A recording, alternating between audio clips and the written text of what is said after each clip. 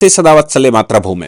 हम लोग बात करने जा रहे हैं हमारे देश के भविष्य को लेकर और वर्ल्ड की जो इस समय की टेक्नोलॉजी चल रही है, वर्ल्ड में जो इस प्रकार का ये आज का संघर्ष चल रहा है, उसमें भारत कहां बैठता है। इस प्रकार से बैठी 2014 के बाद उस सरकार ने जो रास्ता चुना, उस सरकार ने जो काम करना शुरू किया, वो मुझे लगता है कि अपने आप में अद्वितीय है। वो अपने आप में बताता है कि आखिर क्या क्या करना है। हमने विश्व के साथ आंख मिलाना शुरू किया।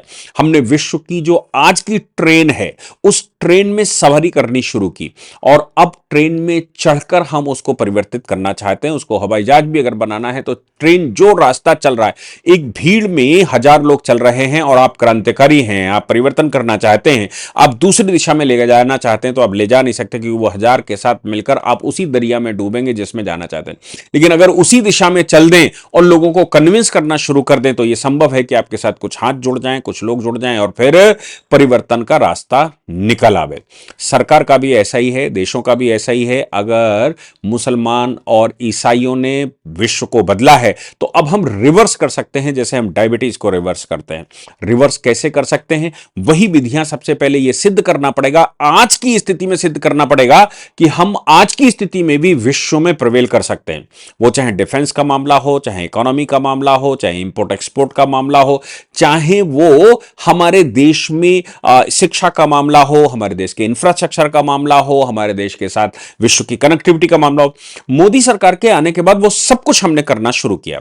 अब इसका जो इलस्ट्रेशन, जो लेटेस्ट इलस्ट्रेशन है, जिससे कांग्रेस को बड़ी समस्याएं हैं। कांग्रेस ने उसको ये पहले से कह दिया कि भाई ये जो भारत सरकार कानून परिवर्तन करके लाई है, शांति बिल जिसको लेकर आई है, यानी कि परमाणु के मामले में, परमाणु संयंत्र लगाने के मामले में भारत ने अपनी नीति चेंज की है। ये नीति जो लेकर आई है, ये पहले से ट्रंप और मोदी जी का मैच फिक्सिंग था। वो कहते हैं कि ट्रंप और मोदी की मैच फिक्सिंग थी और ये अडानी अंबानी के लिए ही आया है। अब मजे की बात यह है कि उनको ये क्यों दिखा। सोचने की बात यह भी है कि 2008 में भारत ने जब 123 ट्रीटी की थी, हालांकि वाजपेयी सरकार माहौल बना गई थी, लेकिन 2008 में जब जॉर्ज बुश के साथ भारत सरकार ने ट्रीटी की थी, 123 में संशोधन किया था और हमें न्यूक्लियर सप्लाई या रिएक्टर भेजने की बात कही गई थी, तब राहुल गांधी चारों ओर 2009 के चुनाव में चारों ओर चिल्लाते घूम रहे थे कि हम भारत को न्यूयॉर्क बनाने जा रहे हैं। और न्यूयॉर्क बनाने का मतलब है रात में भी भारत में दिन रहने वाला है, रात में भी भारत में रात दिखने वाली नहीं है। इतनी रोशनी हम परमाणु ऊर्जा या परमाणु बिजली से लेकर आएंगे। परंतु राहुल गांधी का यह सपना पूरा इसलिए नहीं हो पाया क्योंकि ओबामा प्रशासन बुश प्रशासन के बाद बैठा तो उसने कहा कि हम इसमें संशोधन करेंगे और हम इसमें परिवर्तन करके अब नए सिरे से इसको रिव्यू करेंगे। नए सिरे से रिव्यू करने का मतलब ओबामा का बिल्कुल साफ था।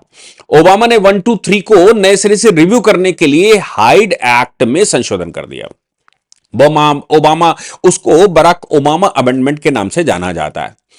इसमें कहा गया कि अमेरिका भारत को न्यूक्लियर फ्यूल सप्लाई केवल तब सीमित रखे, केवल रिएक्टर चलाने के लिए जरूरी मात्रा तक सीमित रखेगा। इसका मतलब था कि भारत बड़ा स्ट्रेटेजिकल रिजर्व, यानी कि हम भंडारण नहीं कर सकते। अमेरिका को सैंक्शन लगाने की ताकत बनी रहेगी। जब हमारे पास होगा ही नहीं, हमारे पास मटेरियल ही हम नहीं रख सकते, तो फिर न्यूक्लियर सब्सटेंस ही हम भारत में नहीं रख सकते, तो सीधी सी बात है अमेरिका जब चाहे तब बंद कर देगा। यानी कि अब भारत में बिजली और सारा सिस्टम, क्योंकि बिजली तो इंफ्रास्ट्रक्चर का हिस्सा है, वो सारा सिस्टम अमेरिका के हाथ में जाने वाला था। ओबामा प्रशासन ने ये जरूरी संशोधन अपने हिसाब से कर लिया। हालांकि ओबामा ने डील को बनाए रखा, लागू करने की कोशिश भी की। 2009 में मनमोहन सिंह की विजिट हुई। ओबामा ने डील को ऐतिहासिक और सपोर्टिव कहा, लेकिन 2010 से लेकर 2016 में प्रोग्रेस, भारत का लायबिलिटी लॉ यानी कि CL&D एक्ट 2010 अमेरिकी कंपनियों के लिए बाधा बना रहा। अब ओबामा के समय पर 2015 से 2018 में ब्रेक थ्रू की कोशिश हुई, लेकिन सप्लायर लायबिलिटी की वजह से अमेरिकन रिएक्टर नहीं लग सके। 2016 में ओबामा और मोदी ने घोषणा की कि वेस्टिंग हाउस भारत में 6 रिएक्टर बनाएगा, लेकिन यह पूरी तरह से लागू नहीं हो पाया क्योंकि यानी कि हम मोदी जी दो ओबामा के समय 2015-16 में ही ये बात सोचने लगे थे कि हम स्वदेशी बनाएंगे। भारत में अगर कोई चीज आपको देनी है तो उसकी टेक्नोलॉजी देनी पड़ेगी और ध्यान रखने की बात है वो मेक इन इंडिया होना चाहिए। हम स्वावलंबी और आत्मनिर्भर बने। मोदी जी की वो पॉलिसी आत्मनिर्भरता की, उसने इनको आगे नहीं बढ़ने दिया, जबकि समझौता हो चुका था। डोनाल्ड ट्रंप पहली बार बैठे। डोनाल्ड ट्रंप ने डील को आगे बढ़ाने पर जोर दिया, खासकर लायबिलिटी इशू सॉल्व करने पर जोर दिया। पहला टर्म 2017 से लेकर 2021 का जब डोनाल्ड ट्रंप का बैठा तो ट्रंप और मोदी के अच्छे संबंध हो गए थे। लायबिलिटी कानून में बदलाव की बात हुई थी, लेकिन बड़ा ब्रेक थ्रू नहीं मिला। ट्रंप ने भारत को स्ट्रैटेजिक पार्टनर माना और क्वाड आदि में सहयोग बढ़ाया, जो न्यूक्लियर को सपोर्ट करता था। दूसरा टर्म ट्रंप का आया। मोदी की अमेरिका विजिट में ट्रंप और मोदी ने ज्वाइंट स्टेटमेंट जारी किया। दोनों में 1-2-3 एग्रीमेंट पर फुल्ली रियलाइज करने की बात कही गई। अमेरिकन डिजाइन के लिए रिएक्टर भारत में बनाने, लोकलाइजेशन और टेक्नोलॉजी ट्रांसफर पर सहमति बन गई। जब ट्रंप ने यह सहमति दे दी कि अमेरिकन कंपनियां या अमेरिका उस विषय में आगे बढ़ रहा है और अब भारत में, देखिए मोदी जी ने उस समय क्यों नहीं लागू किया, क्योंकि उस समय ओबामा प्रशासन हमको लोकल करने की बात नहीं कर रहा था, हमको आत्मनिर्भरता की बात नहीं कर रहा था। वो ये कह रहा था कि हमारे हाथ में सब कुछ रहेगा।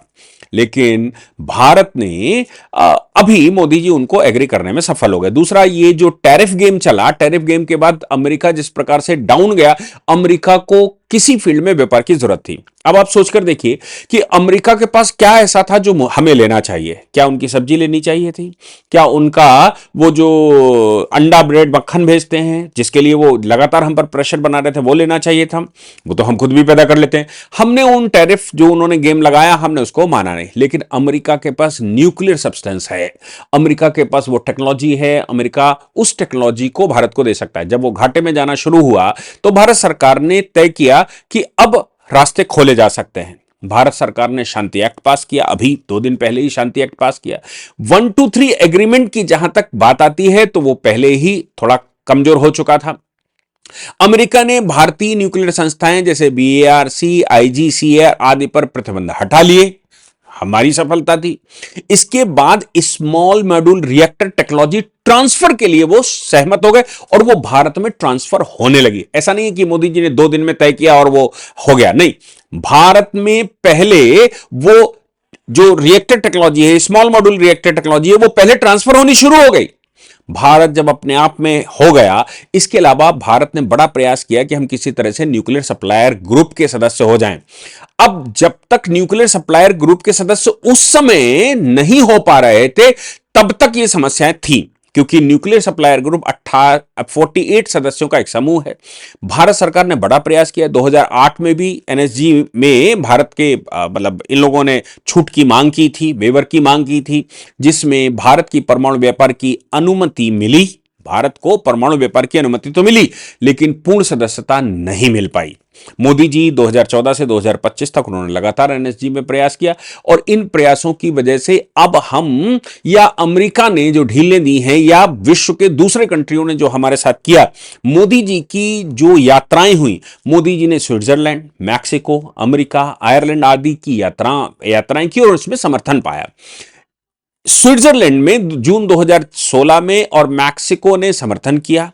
अमेरिका में ओबामा प्रशासन ने समर्थन करना शुरू किया। ब्रिटेन में डेविड कैमरून हमारे साथ खड़े दिखाई पड़े। फ्रांस, रूस, ऑस्ट्रेलिया आदि ने समर्थन करने शुरू कर दिया एनएसजी के लिए। सोन प्लेनरी यानी कि जून 2016 में मोदी जी ने ताशकंद में चीन के राष्ट्रपति जी जिनपिंग से भी बात करने की कोशिश करी, हालांकि वो सफल नहीं हुई, पर सकारात्मक रही। कुल मिलाकर आदमी ने हां भले ही ना करा हो, लेकिन वो एक तरह से न्यूट्रल होता दिखाई पड़ा। 2017 से 2019 में भी जर्मनी, इटली, नीदरलैंड आदि से समर्थन मिलना शुरू हो गया। मोदी जी ने G20 में, यूनाइटेड नेशन आदि मंचों पर क्लाइमेट चेंज की बात रखी। स्वच्छ ऊर्जा से जुड़कर ये जो क्लाइमेट चेंज है उस पर बात करनी शुरू करी। उन्होंने कहा कि भाई विश्व को हम छोटे कंट्रियों को देंगे, हम ग्लोबल साउथ को देंगे। जो छोटे कंट्री ईंधन का इस्तेमाल करते हैं उनको हम न्यूक्लियर सब्सटेंस देकर या न्यूक्लियर टेक्नोलॉजी से बिजली पैदा करने के लिए जोर देना शुरू किया।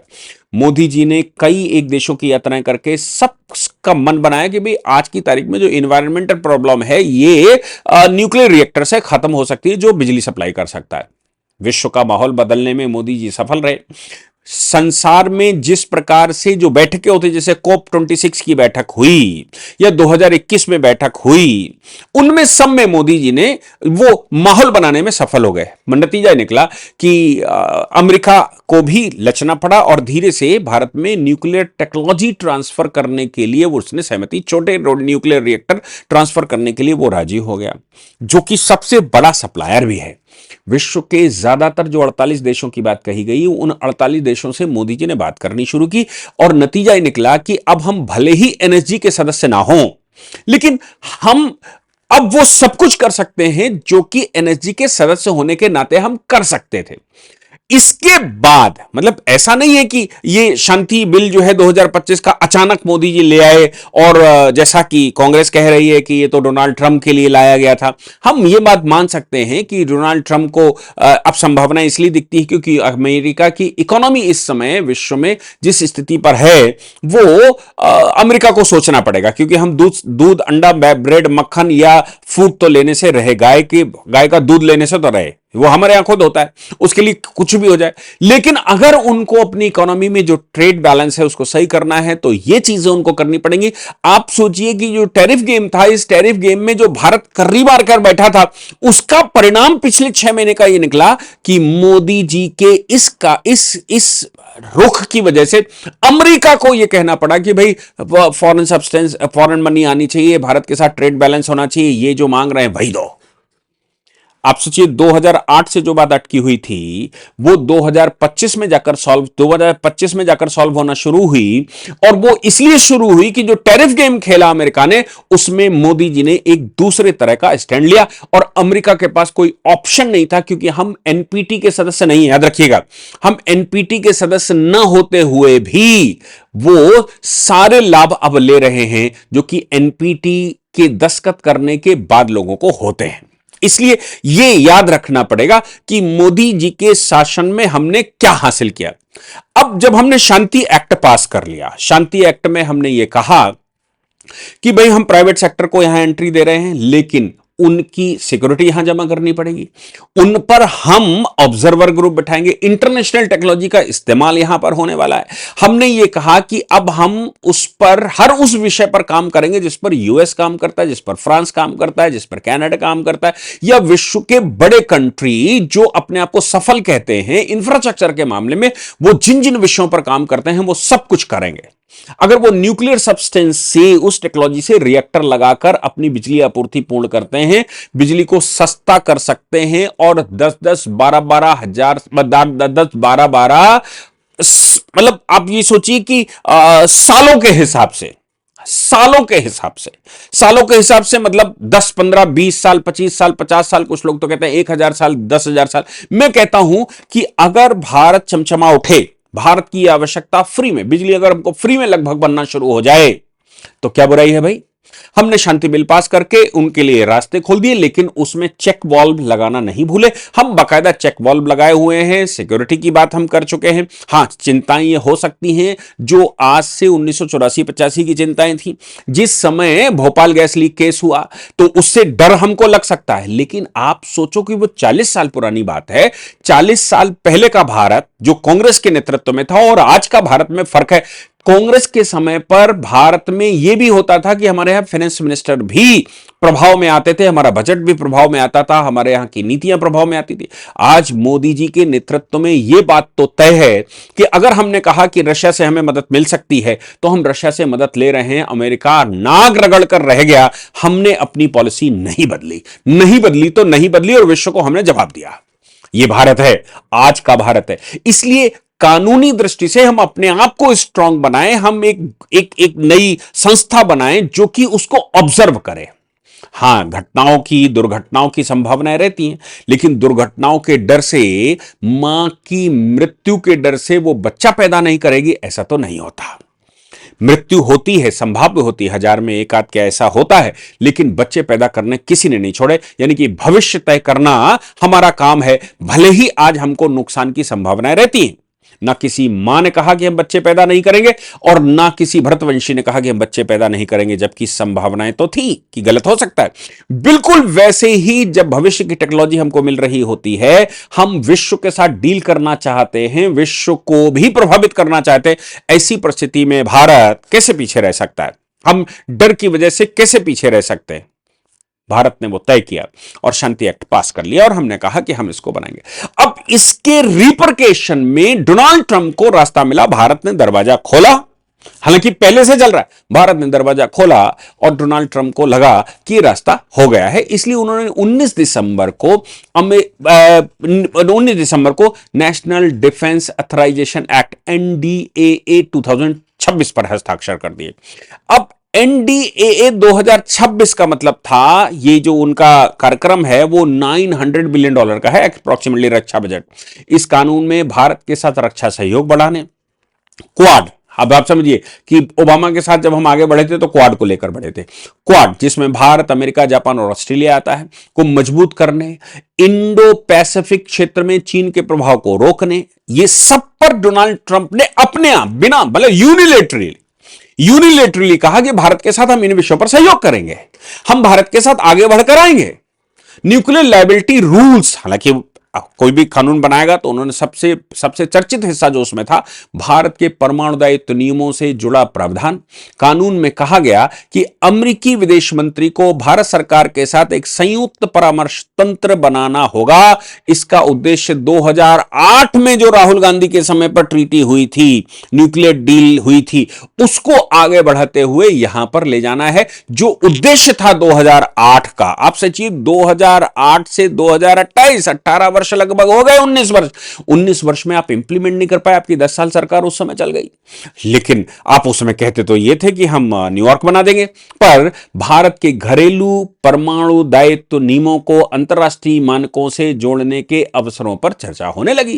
भाई अंतरराष्ट्रीय मानक हमने फॉलो करने, हमने कब मना करना है? अमेरिका कह रहा है कि भाई सहयोग करो, भारत में जो इस प्रकार के रिएक्टर लगने वाले हैं, भारत में जो इस प्रकार के कार्यक्रम चलने वाले हैं, भारत ने जो शांति एक्ट पास कर लिया है, इसको अमेरिका आगे बढ़कर भारत का सहयोग करे और सहयोग करके ग्लोबल नॉर्म्स जो है उसका पालन करे। यानी कि जो भारत में संभावनाएं खड़ी करने की बात कर रहे थे, उन लोगों को यह संदेश अमेरिका ने दे दिया। दोनों देश मिलकर द्विपक्षीय और बहुपक्षीय कूटनीति तैयार करें। यह प्रावधान NDAA के पेज नंबर 1912 पर लिखा है। अमेरिका लंबे समय से चाहता था कि भारत परमाणु दायित्व कानून, Vienna convention of civil liability for nuclear damage और convention on supplementary compensation for nuclear damage जैसी नीतियों पर भारत खरा उतरे और उस पर आगे बढ़े। क्या बुराई है भाई? जब हम इंटरनेशनल नॉर्म्स को भारत में लागू करने वाले हैं, अमेरिका कह रहा है हम सहयोग करेंगे, फ्रांस के साथ हमारी ऑलरेडी ट्रीटी है, क्योंकि फ्रांस ने सबसे पहले हमारे साथ न्यूक्लियर सप्लाई ग्रुप के लिए, न्यूक्लियर सप्लाई के लिए ट्रीटी की थी और उसने उस समय भी जो प्रतिबंध हमारे ऊपर लगाए गए थे उनको नहीं माना था। एनपीटी पर भी जो हमारे ऊपर एनपीटी की वजह से प्रतिबंध लगाए गए थे वो सबसे पहले फ्रांस ने खोला था। फ्रांस के साथ हमारे बहुत अच्छे संबंध भी हैं और फ्रांस इन मामलों में अग्रणी भूमिका में भी, रफेल हम वहीं से खरीद रहे। तो ऐसी परिस्थिति में जब शांति बिल पास हुआ और अमेरिका ने घोषणा करी कि हम भारत का सहयोग करेंगे और वो अपने यहां कानून में संशोधन करके विदेश मंत्री को ऑथराइज करते हैं, तो भाई भारत में जो मुख्य विपक्षी पार्टियां, उनको क्यों दर्द हो रहा है? उनके कष्ट का कारण क्या है, मैं समझ नहीं पाया। लेकिन इससे जो परिणाम निकलने वाले हैं, जो अच्छा होने वाला है, वो ये है कि अब भारत अपनी पॉलिसी के साथ साथ विश्व के उन ग्लोबल मार्क्स को पूरा करने वाला है और रिक्वायरमेंट को भी पूरा करने वाला है, जिससे कि भारत विश्व गुरु की तरफ आगे बढ़ेगा। एक तो अंदर काम करने की जरूरत है, दूसरा विश्व के साथ काम करने की जरूरत है और विश्व की आज की चाल के साथ चलने की आवश्यकता है। जो मुझे लगता है कि शांति बिल के पास डोनाल्ड ट्रंप ने जो किया, उससे हमारे यहां प्रमुख विपक्षियों को दर्द नहीं होना चाहिए, जबकि उनको सरकार के साथ खड़े होकर यह कहना चाहिए कि आप आगे बढ़े हैं, हमने ही सबसे पहले 2008 में ये ट्रीटी साइन की थी, हमारे काम को आपने आगे बढ़ाया, आपका साधुवाद है, हम आपके सहयोगी हैं और आप भारत को ग्लोबल भारत बनाइए। परंतु दुर्भाग्य की बात है कि वो उसको क्रिटिसाइज कर रहे हैं और कह रहे हैं कि ये पहले से जो शांति बिल आया है वो पहले से एक मैच फिक्सिंग थी। मैच फिक्सिंग तो थी, लेकिन किसके लिए? भारत के भविष्य के लिए या मोदी जी के अपने लिए? ये आप तय करके लिख कर बताइएगा। जय हिंद।